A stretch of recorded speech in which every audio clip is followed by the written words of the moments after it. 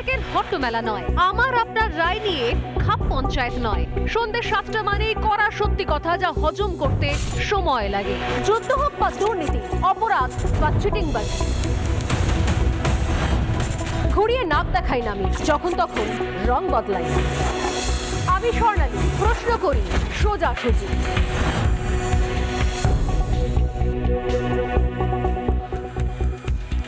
নমস্কার, দেখছি রিপাবলিক বাংলার সঙ্গে রয়েছে আমি স্বর্ণালী। শুরু করছি সোজাসুজি স্বর্ণালী। নতুন কবিতা, নতুন অনেক গল্প কবিতা আমরা নতুন নতুন শুনতে পাই বটে, কিন্তু আজও বাংলা বাঙালির বুকে যে ঠাকুর বিরাজ করে যাচ্ছে তিনি কবিগুরু রবীন্দ্রনাথ ঠাকুর। আজ 25শে বৈশাখ, তার জন্মদিন। যে কবিতার লাইন, যে কবির লাইনে ছত্রে ছত্রে বিভিন্ন সময়তে মিলনের কথা বলা হয়েছে, একসঙ্গে থাকার কথা বলা হয়েছে, সমস্ত বিভাজন ভুলে, সব কিছু ভুলে, দূরত্ব ভুলে একসঙ্গে কাছে টেনে রাখার কথা বলা হয়েছে। আজ সেই রবীন্দ্রনাথের বাংলায় প্রতি মুহূর্তে বিভাজনের রাজনীতি। ঠিক তাই, বিভাজন। আমি তুমি বিভাজন, ওরা আমরা বিভাজন, ছত্রে ছত্রে বিভাজন, ছত্রে ছত্রে পক্ষপাতিত্ব। অথচ যেখানে বিভাজন দরকার ছিল সেখানে বিভাজন করা যায়নি, অর্থাৎ যোগ্য অযোগ্যের বিভাজন, সেই বিভাজন করা যায়নি। কিন্তু অন্য সমস্ত ক্ষেত্রে বিভাজনের রাজনীতি চলে, একদম কাঁধে কাঁধ মিলিয়ে চলে। দুর্নীতির সঙ্গে ভোট ব্যাংক রাজনীতি মিলে মিশে হাতে হাত রেখে এগিয়ে নিয়ে যায় শাসক দল। যদি আপনারা বলবেন লঙ্কায় যে যায় সেই হয় রাবণ, এর আগেও তো একই জিনিস হয়েছিল। আমাদের এই রাজ্য তো ট্রেন্ড সেট হয়ে রয়েছে, সন্ত্রাস আর ভোট ব্যাংক। বছরের পর বছর এই ট্রেন্ডে চলেছি আমরা, সন্ত্রাস ভোট ব্যাংক, সন্ত্রাস ভোট ব্যাংক। এর উপর নির্ভর করেই তো ভোটে জিতে এসছে একের পর এক শাসক দল। তৃণমূল কংগ্রেস কথায় কথা বলে দুর্নীতি হয়নি, বাম আমলে হয়নি, খুন সন্ত্রাস হয়নি, বাম আমলে হয়নি। আরে কে বোঝাবে ভাই বাম আমলে হবে মানে তোমার আমলেও হবে, এর কোন মানে রয়েছে? কম্প্যারিজন চলে, দুর্নীতির কম্প্যারিজন। অন্য রাজ্যে ঘুরে ঘুরে দেখে আসুন, সেই রাজ্যেও হয়নি। কোথায় লেখা আছে যদি অন্য রাজ্যে কিছু হয়, খুন জখম ধর্ষণ রাহাজানি, তাহলে এ রাজ্যে হওয়ার ছাড়পত্র পেয়ে গেলাম আমরা? কোথায় লেখা আছে এটা? 1913 সালে নোবেল পুরস্কার পেয়েছিলেন রবীন্দ্রনাথ ঠাকুর, এশিয়ার প্রথম। সেই পুরস্কার মূল্য এবং অন্য অনুদান থেকে অনেক কষ্টে বিশ্বভারতী বিশ্ববিদ্যালয় তৈরি করেছিলেন বোলপুরে। কিন্তু আজ সেই বোলপুর গরু পাচারের করিডোর। আজ সেই বোলপুরে কেষ্টকে নিয়ে স্লোগান চলে, গুড়বাতাসা চড়াম চড়াম ঢাক বাজে। কেষ্টহীন বোলপুর বীরভূম খবরের শিরোনামে উঠে আসে। সেই বোলপুর, সেই শান্তিনিকেতনে দেখতে পাওয়া যায় অপার বাড়ি, অপা অর্পিতা পার্থ, তার বাংলো, তার বাড়ি, আর কোটি কোটি টাকা। পাড়ার মোড়ে মোড়ে রবীন্দ্রসঙ্গীত বাজলেও সেই শিক্ষাকে ছুঁড়ে ফেলে দিয়েছে রাজ্যের সরকার। বাংলার শিক্ষা ব্যবস্থা যে দুর্নীতির অচলায়তনে পরিণত হয়েছে, ঘুষ দিয়ে শিক্ষক নিয়ে সমাজের মেরুদণ্ডটা একদম ভেঙে দিয়েছে একটা সরকার। যোগ্য অযোগ্য এক করে শিক্ষার সর্বনাশ। এই যে বললাম, বিভাজন যেখানে দরকার ছিল সেখানে বিভাজন করতে পারেনি, আর যেখানে বিভাজন দরকার নেই সেখানে বিভাজন চলছে প্রতি মুহূর্তে।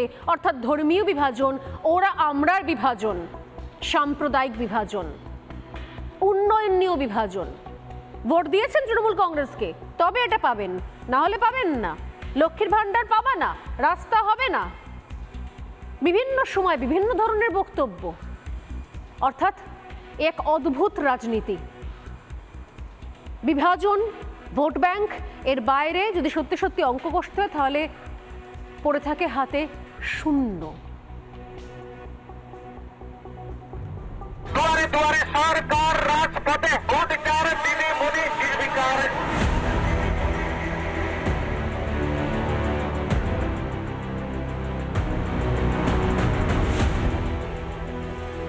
কালীঘাট যান না, কালীঘাট দেখে আসুন কি কাজ হচ্ছে।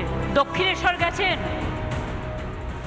নতুন হবার পরে তারাপীঠ গেছেন? নতুন হওয়ার পরে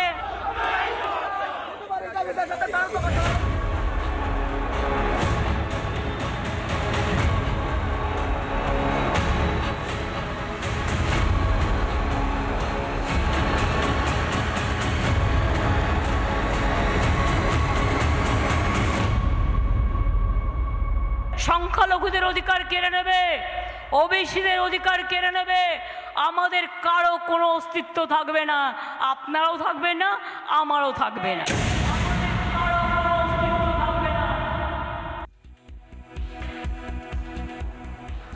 বিভাজন বিভাজন বিভাজন, যেখানে বিভাজন দরকার ছিল সেখানে বিভাজন হয়নি, যোগ্য অযোগ্যকে আলাদা করা যায়নি, আর যেখানে বিভাজন দরকার নেই, যেখানে নিছক সুজন দরকার, সেইখানে বিভাজন নিয়ে চলে এসেছেন মাননীয়া। প্রতি মুহূর্তে ওরা আমরা, প্রতি মুহূর্তে ওরা আমরা, এ এবং সে, মন্দির এবং মসজিদ, প্রতি মুহূর্তে বিভাজন আর ভোট ব্যাংকের রাজনীতি। আচ্ছা, কোশমিন কালেও বাপের জন্মে কেউ শুনেছিলেন যে মুচলেখা দিয়ে একজন শিক্ষক বা শিক্ষিকা ক্লাস করতে ঢুকবেন? মুচলেখা দিয়ে লিখে দেবেন মুচলেখায় যে যদি তদন্তে প্রমাণিত হয় যে আমি অযোগ্য, তাহলে আমি চাকরি ছেড়ে দেবো, আমি ক্লাস নেব না, আমার চাকরি চলে যাবে। মুচলেখা দিয়ে কোন জায়গায় দাঁড়িয়ে রয়েছি আমরা? অথচ এগুলো কোনো ভাষণের বিষয়বস্তু হয় না, বিষয়বস্তু হয়ে যায় অন্য কিছু।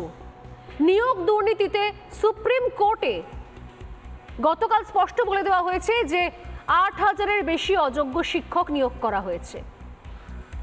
রাজ্য সরকারকে শুনতে হলো, জানতে হলো, গোটা দেশ জানলো। এতদিন পর্যন্ত লোকমুখে চলতো, বলা হতো অযোগ্য আছে, কোনো প্রমাণ আছে, কোনো প্রমাণ আছে। নে ভাই, সুপ্রিম কোর্টে প্রমাণ হয়ে গেল যে অযোগ্য রয়েছে ১-২ জন নয়, ৮,৩২৪ জন। আর কে জানালো? খোদ স্কুল সার্ভিস কমিশন। এরপরও এরা কথা বলে, এরপরে এরা কলার তুলে গলাবাজি করে। যাদের জন্য আজকে স্কুলের শিক্ষক শিক্ষিকাদের মুচলেখা দিয়ে ক্লাস নিতে হচ্ছে, তারপরও তাদের গলাবাজি আসে। আর ঠিক তার পরের দিন রাজ্যের মুখ্যমন্ত্রী প্রচারের মঞ্চে দাঁড়িয়ে বলছেন কত মন্দির করে দিয়েছি, খতিয়ান তুলছেন, কত মন্দির বানিয়েছেন তিনি। খতিয়ান দিচ্ছেন নাকি বিভাজনের রাজনীতিতে সুরসুরি? আজই মমতা বন্দ্যোপাধ্যায় প্রচারের মঞ্চ থেকে কি বলেছেন দুখানা বক্তব্য শোনাবো, তাহলে স্পষ্ট হবে আসলে কোন উদ্দেশ্যকে সামনে রেখে ময়দানে এ রাজ্যের শাসক দল, কিসের ভরসায়, কিসের জোরে এই ভোট বৈতরণী পার করতে চাইছে রাজ্যের শাসক দল। দেখুন, মায়েশের জগন্নাথ মন্দির, রাধা বল্লভ মন্দির, মাসির বাড়ির উন্নয়ন, বল্লভপুর ঘাট, জগন্নাথ ঘাট, জেঠির কাজ, এরকম অনেক কাজ আমরা কিন্তু ইতিমধ্যেই করে দিয়েছি। তাছাড়াও আপনারা শুনলে খুশি হবেন, দীঘার পুরীতে, আপনারা পুরীর মন্দিরে যান তো, উড়িষ্যায়, আপনারা কি জানেন একই উচ্চতা পুরীর মন্দিরের মতো আমরা দীঘাতে একটা জগন্নাথ মন্দির তৈরি করছি। কালীঘাট যান না, কালীঘাট দেখে আসুন কি কাজ হচ্ছে। দক্ষিণেশ্বর গেছেন? নতুন হবার পরে তারাপীঠ গেছেন? নতুন হওয়ার পরে ফুল্লরা গেছেন? সতীপীঠ, কঙ্কালীতলা গেছেন? নন্দিকেশ্বরী গেছেন? অট্টহাস্য গেছেন? বাংলায় কিন্তু সমস্ত সতীপীঠের সমস্ত স্থান। কাজে বাংলার গৌরব, বাংলার, এরা জাতি বিক্রি করেছে, ধর্ম বিক্রি করেছে, মানুষ বিক্রি করেছে। আর আগামী দিন জেনে রাখুন, এনআরসি করে সবাইকে দেশ থেকে তাড়াবে প্ল্যান করেছে। কে করে সবাইকে তাড়াবে?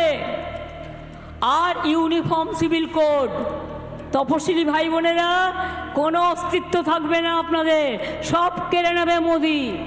সংখ্যালঘুদের অস্তিত্ব থাকবে না। আমি শুনলাম পরশুদিন এখানে আসামের মুখ্যমন্ত্রী আসবেন। আমি খুশি যে তিনি বাংলায় আসছেন। আমি আশা করি বাংলা থেকে এই শিক্ষাটা নিয়ে যাবেন যে 19 লক্ষ হিন্দু বাঙালির নাম এনআরসির ভোটার লিস্ট থেকে বাদ দেবেন না এবং তাদের জেলে রেখে দেবেন না। সংখ্যালঘুদের অধিকার কেড়ে নেবে, ওবিসিদের অধিকার কেড়ে নেবে, আমাদের কারো কোনো অস্তিত্ব থাকবে না, আপনারাও থাকবেন না, আমারও থাকবে না। কারোর কোনো অস্তিত্ব থাকবে না। প্রত্যেক মুহূর্তে অস্তিত্ব না থাকার হুমকি, ভয় দেখানো, জুজু দেখানো, আর তার সঙ্গে এক নাগারে মন্দিরের খতিয়ান। সব জায়গায় সর্বত্র মন্দিরের খতিয়ান। কিসের ভরসায় এই ভোট বৈতরণী পেরোতে চাইছেন মমতা বন্দ্যোপাধ্যায়? গতকাল অত বড় রায়ের পর একবারও মনে হলো না কোথাও যে এতদিন বাদে ফাইনালি জানতে পারা গেছে, সুপ্রিম কোর্টে গিয়ে স্পষ্ট হয়ে গেছে, যেটা হাইকোর্ট পর্যন্ত প্রাণপণ চেষ্টা করে আটকে রাখা গিয়েছিল, যে কোনো যোগ্য অযোগ্য আলাদা করে বলা সম্ভব নয়। এক দুটো কেস থাকলে থাকতেও পারে, তার কোনো লিস্ট সম্ভব নয়। কোনো লিস্টে সিবিআই এর করা কোনো রিপোর্টে কোনো মান্যতা দেওয়া হয়নি। সুপ্রিম কোর্টে গিয়ে প্রমাণ হয়ে গেছে ৮,০০০-এর বেশি অযোগ্য। কি তাদের ভবিষ্যৎ? মুচলেখা দিয়ে ক্লাস করাতে যাচ্ছে শিক্ষক শিক্ষিকা, কেউ কস্মিনকালে ভেবেছিলেন? অথচ এর থেকে অনেক বেশি ইম্পর্ট্যান্ট হয়ে দাঁড়িয়েছে কতগুলো মন্দির করে দিয়েছে এই সরকার। সূক্ষ্ম কৌশলে বিভাজনের এই রাজনীতিটা আসলে কেন করতে হচ্ছে রাজ্যের প্রশাসনিক প্রধানকে? হিসেবটা পরিষ্কার। বিভাজনটা যে ক্ষেত্রে প্রয়োজন ছিল সেক্ষেত্রে করা যায়নি। কারা যোগ্য কারা অযোগ্য সেই তালিকা দিতে পারেনি রাজ্য। সেই কারণে একটা বিভাজনকে ঢাকতে আরেকটা বিভাজন প্রতিনিয়ত সামনে আনতে হচ্ছে, প্রতিনিয়ত। অথচ মুখ্যমন্ত্রী গতকাল কি বলছিলেন? যে তার আত্মার নাকি তৃপ্তি হয়েছে। আজ প্রচার মঞ্চ থেকে শুনুন ঠিক কি বলছেন মমতা বন্দ্যোপাধ্যায়, শুনুন। বিশ্বাস করুন, আমি কালকে দুর্গাপুরে মিছিল করছিলাম। মিছিল করতে করতে মনটা পড়ে আছে, কারণ আমরা সুপ্রিম কোর্টে গেছি ওদের হয়ে কি রায় হয় সেটা দেখবার জন্য। যখন রায়টা শুনলাম না, আমার মনটা স্নিগ্ধ হয়ে গেল, আমার মনটা তৃপ্ত হয়ে গেল, আমার আত্মা শান্তি পেয়ে গেল। কি কারণে মন তৃপ্ত হয়ে গেল, আত্মা শান্তি পেয়ে গেল, আত্মতৃপ্ত হলেন মুখ্যমন্ত্রী মমতা বন্দ্যোপাধ্যায়? তার জন্য অনেকগুলো প্রশ্ন সামনে উঠে আসছে। সেই প্রশ্নের উত্তরগুলো খুঁজবো, তার সঙ্গে এটাও জানবো যে এই সময় ভোট বৈতরণী পেরোনোর জন্য যোগ্য অযোগ্য বিভাজন করা সম্ভব হয়নি, কিন্তু অন্য বিভাজন স্পষ্ট হয়ে যাচ্ছে যে মন্দির কতগুলো তৈরি করা হয়েছে, কোন কোন মন্দিরের উন্নয়ন করা হচ্ছে, কি কি করতে পেরেছেন মন্দিরের জন্য, মন্দির বানানোর জন্য, মন্দিরের উন্নয়নের জন্য। এই বিভাজন সামনে চলে আসছে। কোন বিভাজনে ভরসা করবে মানুষ?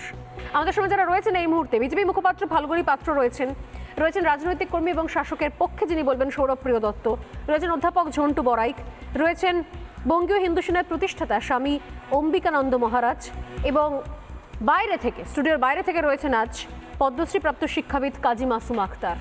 এর আগে একাধিকবার এই নিয়ে কাজী মাসুম আক্তারের সঙ্গে কথা হয়েছে, কিন্তু আমি সরাসরি আজকে এই যে লম্বা খতিয়ান, একদিকে মন্দির তৈরির খতিয়ান আর অন্যদিকে হচ্ছে আত্মতৃপ্তি, রাজ্যের প্রশাসনিক প্রধানের এই আত্মতৃপ্তি কিভাবে হতে পারে এই সাময়িক স্থগিতাদেশে? এই আত্মার শান্তি আসলে কোথায়? ৮,০০০-এর বেশি দুর্নীতি সামনে এসছে, সেটা গতকাল প্রমাণ হয়ে গেছে। এটা জেনে আত্মা শান্তি পেল? দুর্নীতি কবুল করে নিল স্কুল সার্ভিস কমিশন, এটা জেনে উনি শান্ত হলেন? সেটা জেনে আত্মতৃপ্তি হলো মমতা বন্দ্যোপাধ্যায়ের? উত্তরপত্রে জালিয়াতি হয়েছে, স্পষ্ট হয়ে গেল সুপ্রিম কোর্টে, সেটা জেনে আত্মতৃপ্তি পেলেন? রাজ্যের স্কুলগুলিতে এতদিন ধরে অযোগ্যরা পড়াচ্ছিলেন, সেটা জেনে আত্মার তৃপ্তি হলো? নাকি ভোট পর্যন্ত মন্ত্রিসভার ওপর সিবিআই গ্রেপ্তারিতে নিষেধাজ্ঞা রইল, এইটার জন্য শান্তি পেলেন? কোনটা বোঝা মুশকিল।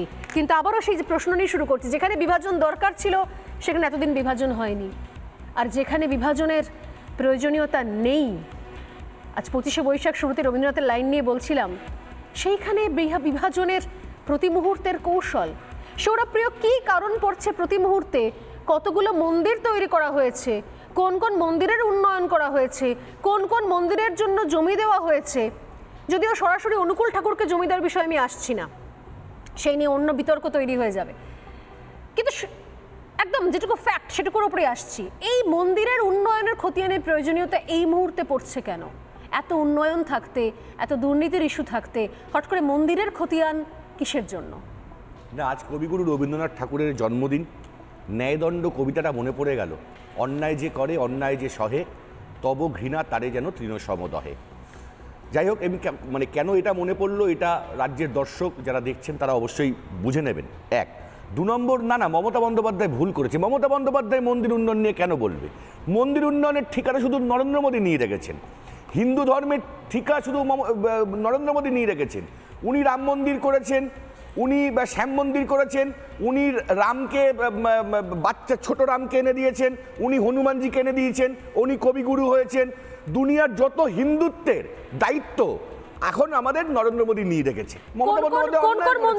কোন মন্দির করেছেন নরেন্দ্র মোদী, একটু লিস্ট যদি দেন। না আমি তো বললাম সব করেছে নরেন্দ্র মোদী। কি করেনি? রাম মন্দির করেছে, শ্যাম মন্দির করেছে, হনুমানজিকে কোলে করে নিয়ে এসেছে। আমি একটুখানি আমি ঠিক সুনাম করছি। না আমার ক্ষুদ্র মস্তিষ্কে আমি ঠিক মনে করতে পারছি না, মেবি আমি রিকল করতে পারছি না। ব্রহ্মা বিষ্ণু মহেশ্বর থেকে শুরু করে মন্দির বানিয়েছেন নরেন্দ্র মোদী, যত দেবতা এমন কোথায় সেই বক্তব্য শুনুন না।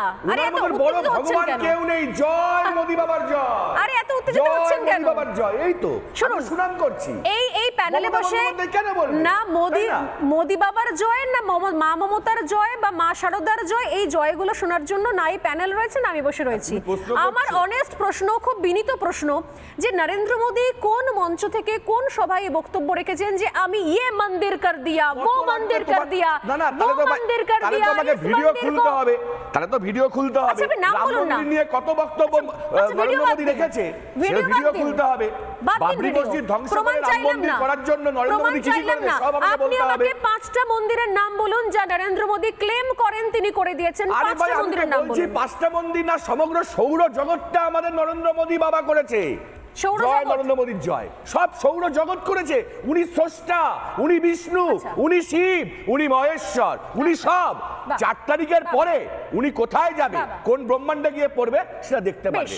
আজকে মন্দির উন্নয়ন মমতা বন্দ্যোপাধ্যায় যদি করে তাতে অন্যায়, দোষ করেছে।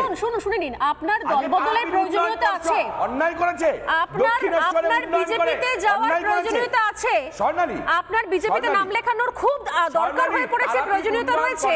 তার জন্য আপনি সৌরজগতের বক্তব্য আমাকে শোনাবেন, গল্প আমাকে শোনাবেন, আমি শুনতে রাজি নই। সৌরভ প্রিয়, এই ধরনের আমি এই সৌরজগতের গল্প শুনতে রাজি নই। আমার প্রমাণ দরকার, বক্তব্য দরকার, ফ্যাক্টস দরকার। আপনি আমাকে বলুন নরেন্দ্র মোদী কোথায় ক্লেম করেছেন তিনি সমগ্র সৌরজগৎ এবং ব্রহ্মাণ্ড তৈরি করে দিয়েছেন। তোমাদের মনের ইচ্ছা বাসনা পূর্ণ করার জন্য করেছেন। এটা গল্প কাহিনীর ক্লাস নয় সৌরভ প্রিয়, এটা সাহিত্য চর্চা কল্প বিজ্ঞানের ক্লাস নয়। এটা বিজেপিরা বলছে। মমতা বন্দ্যোপাধ্যায় প্রমাণ দিয়েছেন, মমতা বন্দ্যোপাধ্যায় বক্তব্য রেখেছেন। বুম নিয়ে গিয়ে দেখাচ্ছ নরেন্দ্র মোদীকে মালা করাচ্ছে, প্রণাম করছে রামের জায়গাতে। আমি রাজীবকে বলবো যে লম্বা লিস্ট রয়েছে কোন কোন মন্দির এর আগে করে দিয়েছেন, লম্বা লিস্ট রয়েছে, সেটা যদি থাকে বাইটটা রেডি থেকে আমি একবার শোনাবো। আমার কাছে একটা লাস্ট কথা বলি, আমি ফ্যাক্ট এবং বাইটে বিশ্বাসী সৌরভ প্রিয়। আপনাদের মতো কল্প বিজ্ঞানের ক্লাস আমি করি না, ঠিক আছে, করি না। আপনার বিজেপি যাওয়ার দরকার পড়তে পারে, আপনার নরেন্দ্র মোদীকে বাবা মা পিতামহ গুরুদেব মনে হতে পারে, আমার মনে হয় না। আমার কাছে গুরুদেব মানে হচ্ছে রবীন্দ্রনাথ, আজকে কবিগুরুর জন্মদিন, রবীন্দ্রনাথ মানে গুরুদেব মানে রবীন্দ্রনাথ। আপনাদের দরকার থাকে আপনি আমাকে বলুন যে নরেন্দ্র মোদী কোথায় বলেছেন যে সমগ্র সৌরজগৎ এবং ব্রহ্মাণ্ড আমার সৃষ্টি করা, আমার তৈরি করে দেওয়া। নরেন্দ্র মোদী বলেননি, এটা তোমরা মানে বিজেপির যারা লোকরা আছে তারা নরেন্দ্র মোদীকে সৌরজগতের দেবতা করে দিয়েছে। আচ্ছা কারা বলেছেন? তোমরা বুম নিয়ে গিয়ে দেখিয়েছো। তো নিজে বলছেন ভগবান কে বলেছে? নরেন্দ্র মোদী তো নিজে বলছেন এইভাবেই অপপ্রচার করছে, কারণ তাদের বাঁচার আর জায়গা নেই। নরেন্দ্র মোদী নেতাজি রূপে এসেছে, নরেন্দ্র মোদী রবীন্দ্রনাথ ঠাকুর রূপে এসেছে। খুব স্বাভাবিক, এগুলো বলা খুব স্বাভাবিক। ফাল্গুনি হাসছেন, আমি আসছি। ফাল্গুনি হাসছেন, দূরে বসে আমি দেখতে পাচ্ছি কাজী মাসুম আক্তার হাসছেন। শুনে নিন কারা কারা যেন বলেছিলেন যে মা শারদা নতুন জন্ম নিয়ে এসছেন মমতা বন্দ্যোপাধ্যায় রূপে, কারা কারা যেন বলেছিলেন। আমি তো অন্য বাইট পাইনি, আমি তো ফ্যাক্টসে বিশ্বাসী। আমরা এখানে কল্পবিজ্ঞানের ক্লাস করি না, সাহিত্য চর্চা করি না, কবিতা চর্চা করি না, কিন্তু আমরা যা বক্তব্য শুনি সেগুলো দেখাই, অন্য কিছু নয়, এবং সেগুলো সত্যতা যাচাই করে দেখাই। এনিওয়ে, মমতা বন্দ্যোপাধ্যায়ের বক্তব্য শুনি। এই মুহূর্তে নরেন্দ্র মোদীর সৌরজগৎ এবং ব্রহ্মাণ্ড তৈরির কোনো বক্তব্য আমার কাছে আসেনি। যদি আপনার কাছে থাকে আপনি লিঙ্ক পাঠিয়ে দেবেন, আমি ডেফিনেটলি কালকে আপনাকে শোনাবো।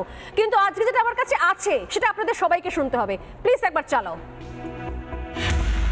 মায়েশের জগন্নাথ মন্দির, রাধাবল্লভ মন্দির, মাসির বাড়ির উন্নয়ন, বল্লভপুর ঘাট, জগন্নাথ ঘাট, জেঠির কাজ, এরকম অনেক কাজ আমরা কিন্তু ইতিমধ্যেই করে দিয়েছি। তাছাড়াও আপনারা শুনলে খুশি হবেন, দীঘার পুরীতে আপনারা পুরীর মন্দিরে যান তো, উড়িষ্যায় আপনারা কি জানেন একই উচ্চতা পুরীর মন্দিরের মতো আমরা দীঘাতে একটা জগন্নাথ মন্দির তৈরি করছি। কালীঘাট যান না, কালীঘাট দেখে আসুন কি কাজ হচ্ছে। দক্ষিণেশ্বর গেছেন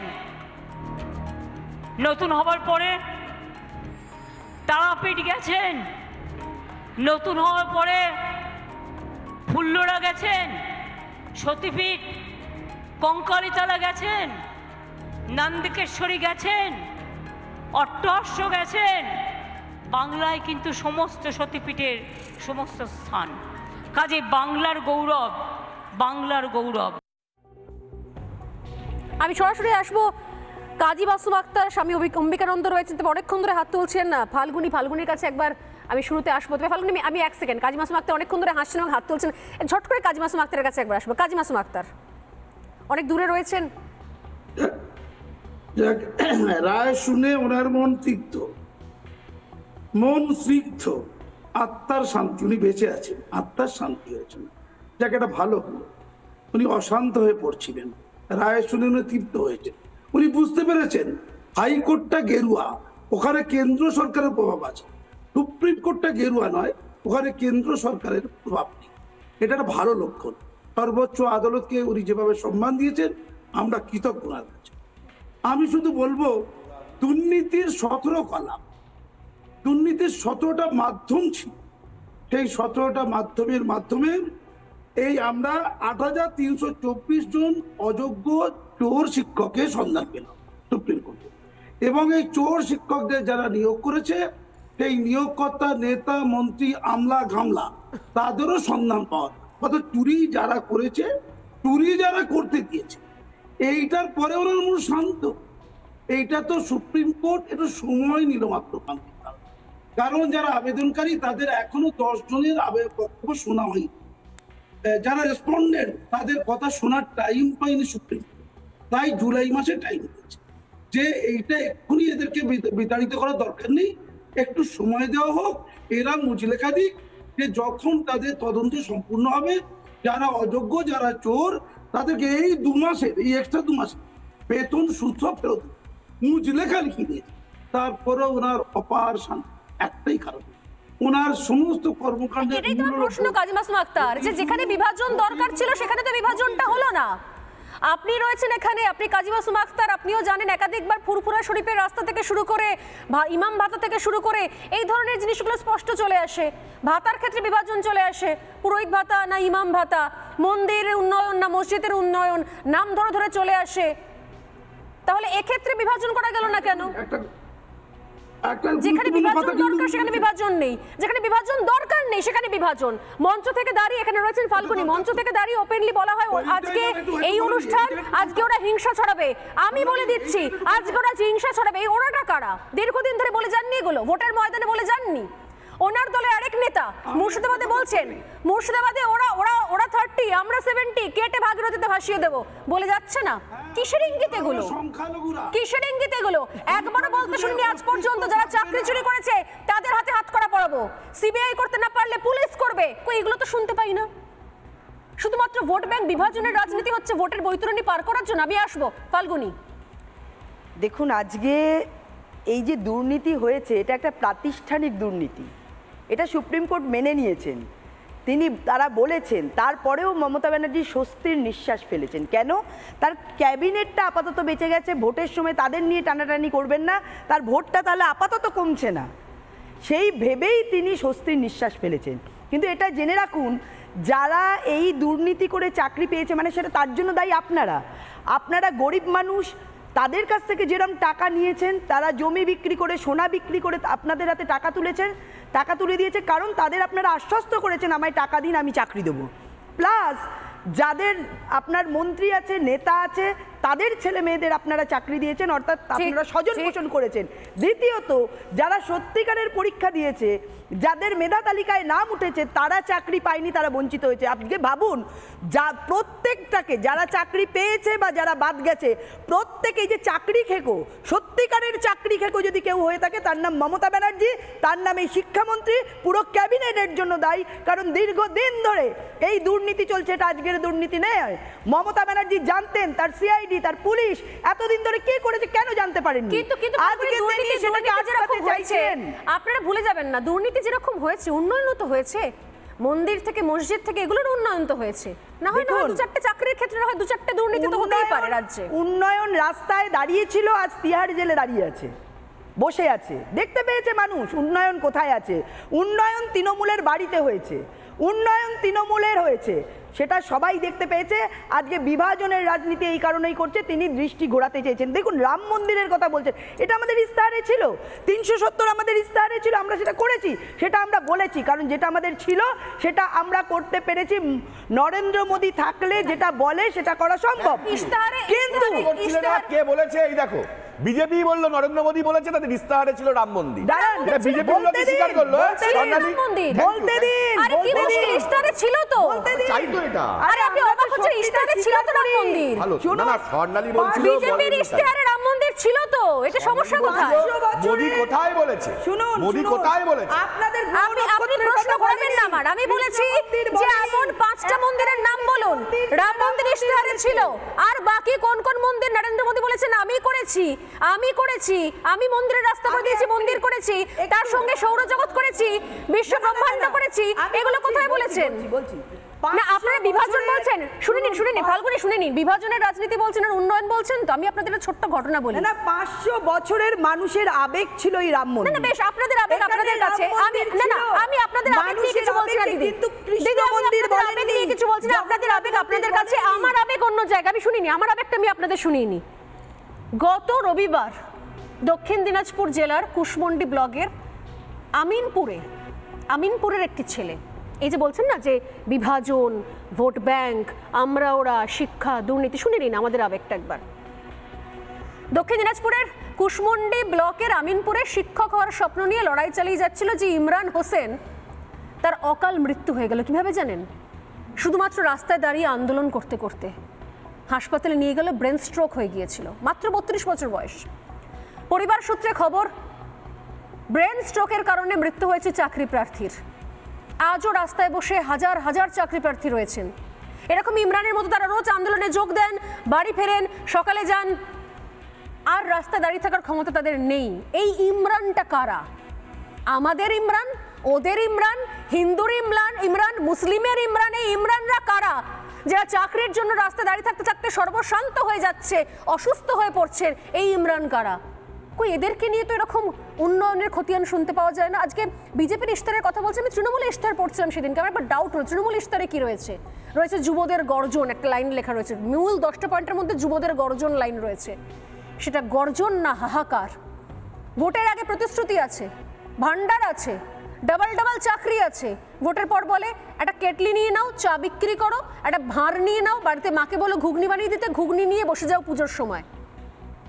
আর এই শাসক দল, হ্যাঁ, চা বিক্রিকে ছোট করছো? চা বিক্রিকে ছোট করাটা বিষয়টা, চাওয়ালা আজকে প্রধানমন্ত্রী, কি বলছো তুমি? 100 বার চা বিক্রি করতে করতে প্রধানমন্ত্রী হতেই পারে, কিন্তু আমি বলবো সবাই চা বিক্রি করো, সবাই প্রধানমন্ত্রী হবে। তাহলে কখনো ডাবল চাকরি বলে চা বিক্রি করার কথা বলবো না, প্রধানমন্ত্রী হলে দেশটাকে বেঁচে যায়, চাকরি বলে চা বিক্রির কথা বলবো না, এটা হচ্ছে ভাওতা। আমি বলছি আমি তোমাদের চা বিক্রি করার কথা ব্যবস্থাই করব, আমি চা বিক্রি ব্যবস্থা করছি, আমি বলছি ডাবল চাকরি দেবো, আর বলছি ঘুগনি মাকে বলো বানিয়ে দিতে, তোমরা কি ঘুগনি বিক্রি করো, চা বিক্রি করো, এটাকে বলে ভাওতা সোজা ভাষায়। আরো শুনে নিন, এই মুহূর্তে সমস্ত তদন্ত আটকাতে দেশের শীর্ষ আদালতে ছুটতে হচ্ছে। এই মুহূর্তে যেটা জানতে পারা যাচ্ছে যে সিবিআই তদন্ত আটকাতেও রাজ্যের ভূমিকা থাকছে, কারণ বাকি সমস্ত ক্ষেত্রে সিবিআই তদন্ত যেটা চলবে বলে গতকাল বলা হয়েছে, সেই তদন্ত নাকি আটকাতে চাইছে রাজ্যের শাসক দল। বিকাশ রঞ্জন ভট্টাচার্য, শান্তনু সেন কি বলছেন একবার শোনাবো। আসবো ঝন্টু বড়াইকের কাছে। আদালতের নির্দেশ থাকলে পরে রাজ্যের কোনো অনুমতির দরকার হয় না, এটা সুপ্রিম কোর্টের জাজমেন্টই আছে। আর এই রাজ্যে যত সিবিআই তদন্ত হচ্ছে সবই হচ্ছে আদালতের নির্দেশে, সিবিআই স্বতঃপ্রণোদিত কোনো তদন্ত করছে না। এখন রাজ্য সরকার জনগণের পয়সায় মামলা করতে যাবেন, সেই জন্য মামলা করতে গেছেন, এটা তো স্থির হয়ে গেছে। সুপ্রিম কোর্ট তো বহুদিন আগে সিদ্ধান্ত করে দিয়েছেন যে কোর্টের আদেশ হলে পরে সেক্ষেত্রে তার রাজ্যের অনুমতির কোনো প্রয়োজন নেই, অনুমতি সাপেক্ষ সেটা হয় না। আমরা দেখেছি 2014 সালে বিজেপি ক্ষমতায় আসার পর থেকে বিগত 10 বছরে ইডি সিবিআইয়ের ব্যবহার 365% বেড়েছে, এবং বিরোধীদের বিরুদ্ধে ব্যবহার যেটা 2014 আগে ছিল 60%, সেটা এখন বেড়ে হয়েছে 95%। বিভিন্ন ক্ষেত্রে সারা ভারতবর্ষে বিরোধী শাসিত রাজ্যগুলোতে বিরোধী দলকে বিব্রত করার জন্যে, তাদেরকে কালিমালিপ্ত করার জন্যে, কোথাও সরকার ভাঙার জন্যে, কোথাও ভয় দেখানোর জন্যে যেভাবে কেন্দ্রীয় বাহিনীর অপব্যবহার হচ্ছে, সেটা একটা বাচ্চা ছেলেরও বুঝতে বাকি নেই। তাহলে কি সমস্ত রকম তদন্তে সমস্যা? এমনিও তো CBI villain, ED villain, NSG villain, NIA villain, একমাত্র রাজ্যের পুলিশ হচ্ছে সুপার হিরো, শক্তিমান। তাহলে সমস্ত তদন্তেই সমস্যার হাত তুলছেন সৌরভ প্রিয়। সৌরভ কাছে আসবো সৌরভ, তবে তার আগে এই মুহূর্তে একটা খুব গুরুত্বপূর্ণ খবর এসছে, একটা ব্রেকিং নিউজে নজর রেখে আমি আসছি সৌরভ প্রিয়র কাছে, এবং ঝন্টু বড়াই, কম্বিকানন্দ রয়েছেন। ব্রেকিং নিউজে নজর রাখছি এই মুহূর্তে। অপরূপা পোদ্দার একটা মারাত্মক অভিযোগ করলেন।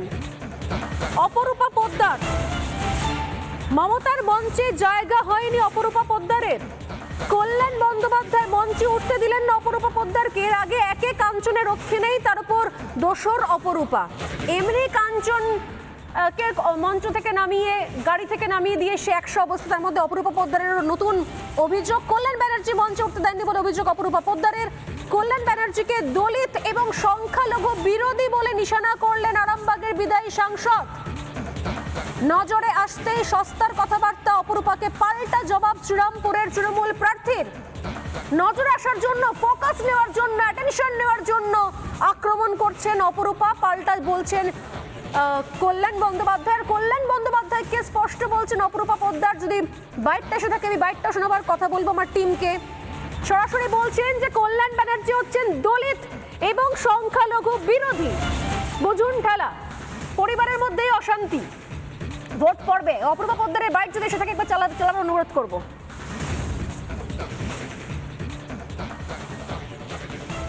উনি শিডিউল কাস্ট, দলিত, মাইনরিটিদের বিপক্ষে।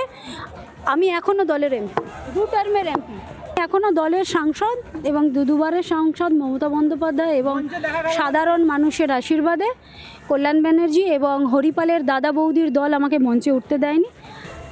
এরা এইভাবেই শিডিউল কাস্ট, দলিত এবং সংখ্যালঘুদের অপমান করেছে। মঞ্চে আজকে আরামবাগের মিটিংয়ে থাকবে কি না থাকবে না, সে তো ওখানকার যে সভাপতি রমেন্দু সিংহ মহাপাত্র তিনি ঠিক করেছেন। তো আমার তাতে কি, আমার তাতে রোলটা কি আছে? আমি যদি একটা, আমার সময় ব্যক্তিগত ওদের আক্রোশ আছে, আমার কিছু করার নেই। আর শিডিউল কাস্ট, মাইনরিটি, এগুলো আমাকে সঙ্গে শুনিয়ে কোনো লাভ নেই। সিম্প্যাথি ড্র করার জন্য এসব যারা কথা বলে সস্তা দরের কথাবার্তা বলে। সৌরভপ্রিয়ের আগে হাত তুলছেন, সৌরভপ্রিয়ের কাছে সরাসরি আসবে। সৌরভপ্রিয়, বিভাজনের রাজনীতি করতে করতে দলের মধ্যে বিভাজন, এর আগে দলিত নিয়ে কি ধরনের মন্তব্য আমরা শুনেছিলাম অখিলগিরির ক্ষেত্রে। এবার অপরূপা পোদ্দার নিজে বলছেন, আমরা জানি যে তিনি বিবাহ সূত্রে তিনি ধর্ম পরিবর্তন করেছেন, এবং সরাসরি বলা হচ্ছে এই কল্যাণ বন্দ্যোপাধ্যায় এবং তার গ্যাং তারা সরাসরি দলিত এবং সংখ্যালঘু বিরোধী, সেই জন্য মঞ্চে পর্যন্ত উঠতে দেওয়া না মমতা বন্দ্যোপাধ্যায়ের মঞ্চে। যে মমতা বন্দ্যোপাধ্যায় মঞ্চ থেকে নিশানা করেন বিজেপিকে, যে ওরা অশান্তি ছাড়ায়, ওরা বিভাজন করে, আমি তো মন্দির করে দিই, আমি তো মসজিদ করে দিই, মানেটা কি সৌরভপ্রিয়? না, আমি হাত তুলেছিলাম অপরূপা পোদ্দারের পিএ হয়ে উত্তর দেওয়ার জন্য না। অপরূপা পোদ্দার কি বলেছে সেটা অপরূপা পোদ্দারের পিএ হতে বলছি না আপনাকে, বলছি আমি জানি না। কল্যাণ বন্দ্যোপাধ্যায়ের পিএ হতে বলছি না, পিএ প্রিয় কিছুই হতে বলছি না। আমি বলছি চলছেটা কি আপনার দলে দাদা? আমি একটা কথা বলি, আপনার দলে চলছেটা কি? ঠিক আছে, আমাদের আমি অপরূপা পোদ্দার নিয়ে কথা বলতে চাইছি না। নিষেধাজ্ঞার নির্দেশে শান্তি করে যে কথাটা তোমরা বলছো, হাইকোর্টে ঝন্টু আছে, হাইকোর্ট অর্ডার দিয়েছিল যে পুরো প্যানেলটাই বাতিল, কারোর চাকরি মানে সবার চাকরি চলে যাবে। রাজ্য সরকার গিয়েছিল এইভাবে যেন সবার চাকরি না যায়। সেখানে থেকে সুপ্রিম কোর্ট অর্ডার দিয়েছে যে এইখানে যোগ্য অযোগ্য বাছাই করতে হবে। এটাই তো হাইকোর্টের গালে থাপ্পড়। আরে বাবা, তো হাইকোর্ট বলেনি যোগ্য অযোগ্য বাছাই করতে হবে? আরে বিকাশ চন্দ্র সওয়াল করছে, হাইকোর্ট চাইনি। বিকাশ চন্দ্র সওয়াল করছে, হাইকোর্ট চাইনি, হাইকোর্ট চাইনি, হাইকোর্টে সিবিআই রিপোর্ট দেয়নি। সেই রিপোর্টে সহমত জানিয়েছিল, সহমত জানিয়েছিল, যে রিপোর্টটা ছুঁড়ে ফেলে দিয়েছিল কমিশন, সেই রিপোর্টটাই গিয়ে হাত জোড় করে বলতে হচ্ছে হ্যাঁ হ্যাঁ হ্যাঁ অযোগ্য আছে। অযোগ্য বলতে পেরেছিল এর আগে? আপনার সরকার, আপনার কমিশন বলতে পেরেছিল 24 জন অযোগ্য রয়েছে?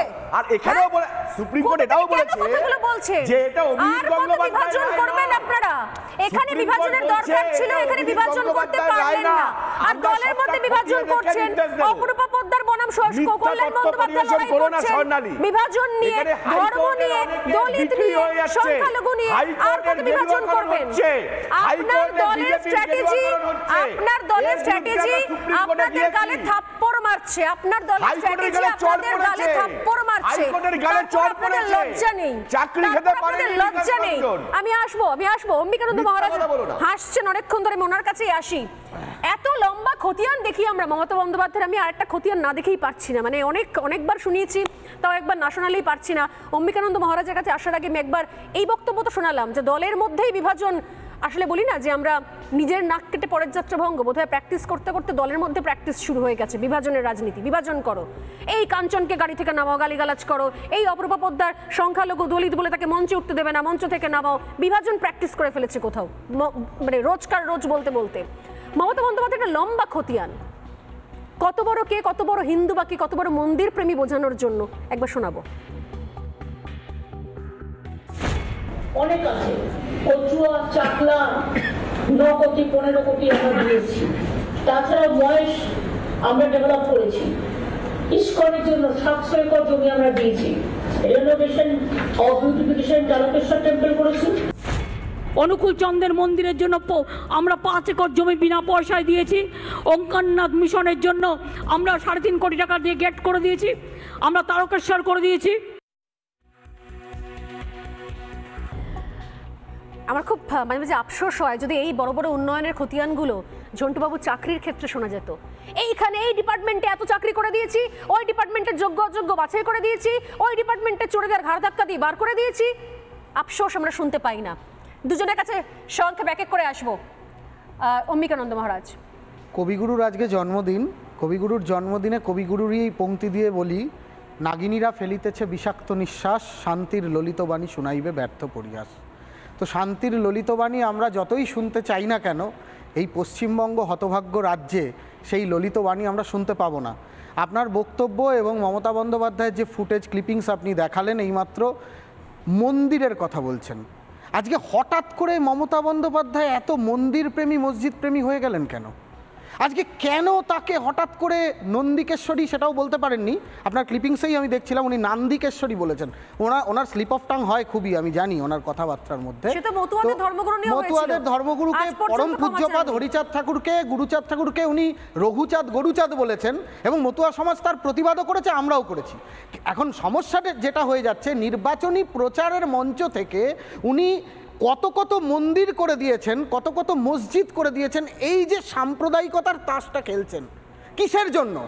হিন্দু ভোট, মুসলিম ভোট, একদিকে সংখ্যালঘু তোষণ, আর একদিকে হিন্দুদের ভোট ব্যাংককে পাওয়ার জন্য। আর ওনার এই চৈতন্যদয় হয়েছে কবে থেকে? রাম মন্দিরের পর থেকে।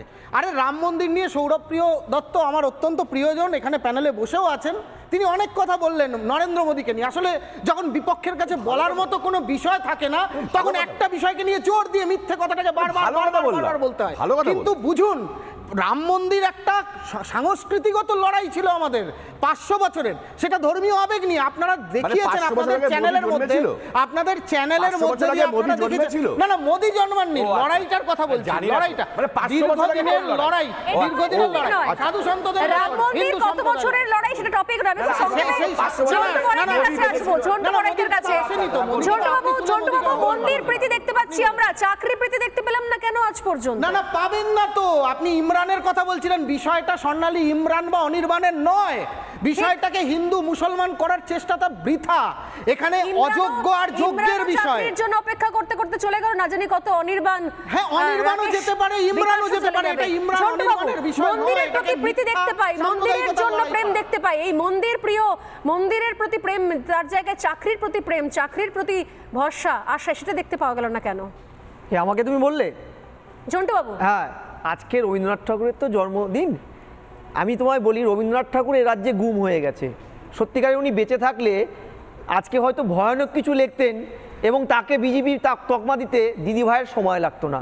বিশ্বাস করো, আমি তোমায় কেন বলছি, দিদিভাই ইংরেজিটা জানেন না, আমরা জানি, তাই সুপ্রিম কোর্টের অর্ডারটা তিনি পড়ে বুঝতে পারবেন না, এটাও মানি। কিন্তু তার তো অজস্র আমলা আছে, তাকে নিশ্চয়ই বুঝিয়েছে। তারপরেও তিনি স্বস্তির নিঃশ্বাস ফেললেন কেন? কারণ এটা তার কৌশলগত অবস্থান। তিনি জানেন ভোট বৈতরণী পার করতে কালকে একটা যে রায় হয়েছে, সুপ্রিম কোর্টের রায়কে সম্মান জানিয়ে আমি বলছি তার এটা পলিটিক্যাল বেনিফিট করতে পারবে সাময়িক। কিন্তু এই রায়ে ভয়ানক একটা ক্লজ আছে স্বর্ণালী, যেটা আমি তোমাদের মাধ্যমে 26,000 এবং এ রাজ্যের যত বেকার যাদের চাকরি ডবল দেওয়ার নাম করে চুরি করেছে সরকার ভোট লুটের মতন, তাদের উদ্দেশ্যে বলছি জেনে রাখুন, খুব সংক্ষেপে সুপ্রিম কোর্ট বলেছে CBI shall undertake further investigation in respect of all the 4 cases who have received appointment beyond the panel after expiry of the panel and after submission of blank OMR sheet. অর্থাৎ আমি বলছি কালকের রায়টা ঐতিহাসিক, মমতার জন্য গলার ফাঁদ তৈরি করবে, কারণ আজকে অলরেডি এসএসসি কে সিবিআই বলেছে দিন নামগুলো, এই অযোগ্যদের ইন্টারোগেশন করার পারমিশন কিন্তু কালকে সিবিআই কে দিয়ে দিয়েছে। এদেরকে বলা হবে, ভাবো রবীন্দ্রনাথ ঠাকুরের বাংলায় মুচলেখা দেওয়া অধ্যক্ষ টিচাররা ক্লাস করাবে। স্বর্ণালী তুমি ভাবো এই রবীন্দ্রনাথ ঠাকুরের বাংলা, এই বাংলায় মুচলেখা দেওয়া টিচাররা ছাত্রদের পড়াবে, ভাবতে পারো এর থেকে করুণ অবস্থা আমাদের হতে পারে। কিন্তু এর মধ্যে তৃপ্তি পেয়েছেন, খুঁজে পেয়েছেন মমতা বন্দ্যোপাধ্যায়, এটাই বিশাল ব্যাপার। আমি জানি না এই মুচলেখার মধ্যে কি করে তৃপ্তি আসে, তবে এটুকু ঠিক আপনি সুজন হন বা দুর্জন হন তাতে প্রশ্ন বিতর্ক থাকতে পারে, কিন্তু বিভাজন যে হচ্ছে এই নিয়ে আর কোনো প্রশ্ন বিতর্কের জায়গা নেই। যেখানে প্রয়োজন ছিল সেখানে হলো না, আর যেখানে প্রয়োজন নেই সেখানে প্রতিদিন হচ্ছে। কতদিন? যতদিন ভোট চলবে, ভোট বৈতরণী পার হওয়ার জন্য। এই প্রশ্ন রেখে শেষ করলাম, সময় একদম নেই। প্রত্যেকে ধন্যবাদ জানিয়ে ডিবেট শেষ করলাম। একটা বিরতির পর ফিরে আসছি, সঙ্গে থাকুন।